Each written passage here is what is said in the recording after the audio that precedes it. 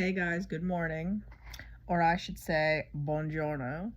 So this is what you see is what you get this morning. I am having a nice latte. This is one of my favorite things to do first thing in the morning. It's going to be a long day. And I am going to be working pretty much all day. So to any clients who are texting me, not ignoring you, I wanted to make sure you guys had some video to watch before you started your day.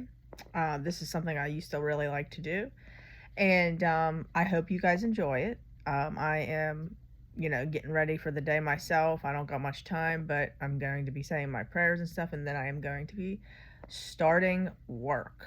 So, if you are new here, welcome. My name is Coach Meg.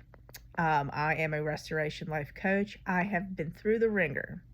The Lord has equipped me in many, many ways to navigate this journey. And I am, humbly able to sit here and say He has made me really good at what I do. So, most likely you are here due to a broken marriage, standing for a kingdom spouse, God ordained marriage, whatever the case. Okay? But there are a lot of people also here that have lost their houses, have literally been left for nothing, humiliated, lost their jobs, feel ugly because maybe they gained a bunch of weight and on this journey from depression, or maybe the opposite, they lost a bunch of weight, but it also can reverse. You can see yourself losing a bunch of weight, then gaining a bunch of weight, and just letting yourself go.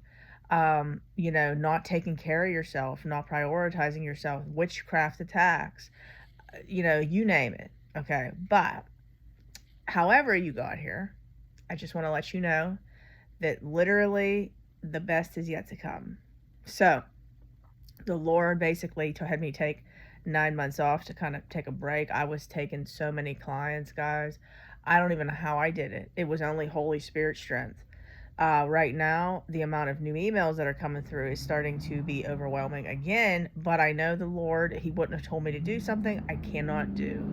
So, this is why it's very important to hear His voice, and this is something else that I will teach you guys once you become a client. And I just, I don't even know why He called me to do this, but seeing all the good results, God can equip anybody. So don't underestimate Him. So now that we went and said all that, if you would like to work with me, you can email me deadmarriagesredeemed@gmail.com or redeemingthebroken@gmail.com. Facebook groups, Dead Marriages Redeemed and Redeeming the Broken. Come on over. We would love to have you. So the question is, why are they so selfish? So you hear a lot of people overusing the word narcissist, and narcissist, the personality to that, like the personality trait, is going to be somebody that is very self-centered. But let's just say somebody told you you're dealing with a narcissist, whatever the case is. Just because they said that doesn't mean that that person's a bad person. Okay? We all have a personality type. Okay? But just because that's our personality type doesn't define us. Okay? There, again, some type of trauma has happened in that person's life to have made the child turn that way out. Okay?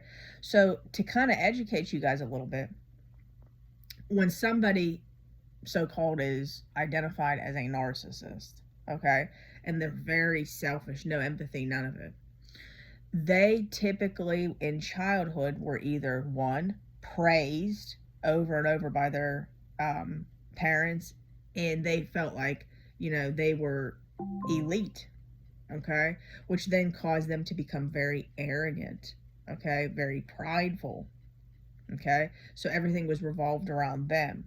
Then they were completely emotionally neglected. Now I have two people that I know very well. They actually were clients and now they become very close friends of mine. They both were narcissists by the identity of it, as far as like if you would identify their personality trait. But again, we're all God's people. I don't like using those, but I'm trying to educate people. Um, they basically were opposite of each other. The one became one because his parents just completely idolized him as a child, put him in all the sports, all the different things, like making him feel like he was better than people. And then the other set of parents emotionally neglected the child. They didn't know what they were doing, but they emotionally neglected him. So he felt like he didn't have emotional support, love, any of that stuff. So, to kind of educate you here, um, everybody's situation is different.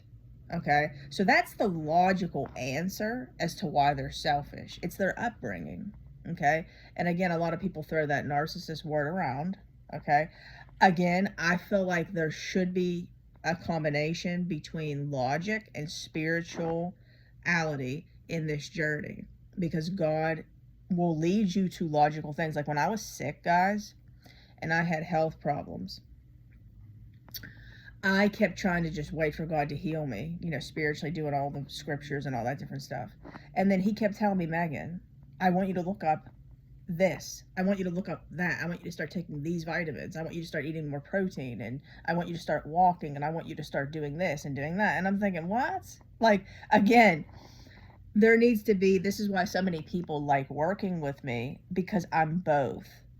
I do logic to have you better understand it, and then the spiritual side to really understand. Okay, so now that we went over the logical reasoning why, is it's their upbringing, how they were raised, what could have been, there's many other reasons why people can identify as a narcissist. Okay, but typically very selfish people, that's what they would identify as. Because if you take the anxiously preoccupied attachment style, they have a lot of love and compassion, and so much love they get walked all over.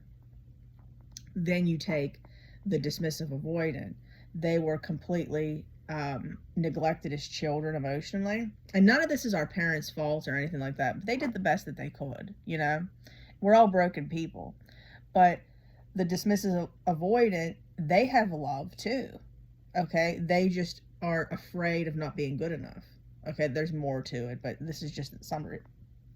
Then you take the disorganized attachment, which is a combination of them both, and they have a deep betrayal wound, but they really crave to be close to people. Okay, and they crave to be there for people, even though they get scared.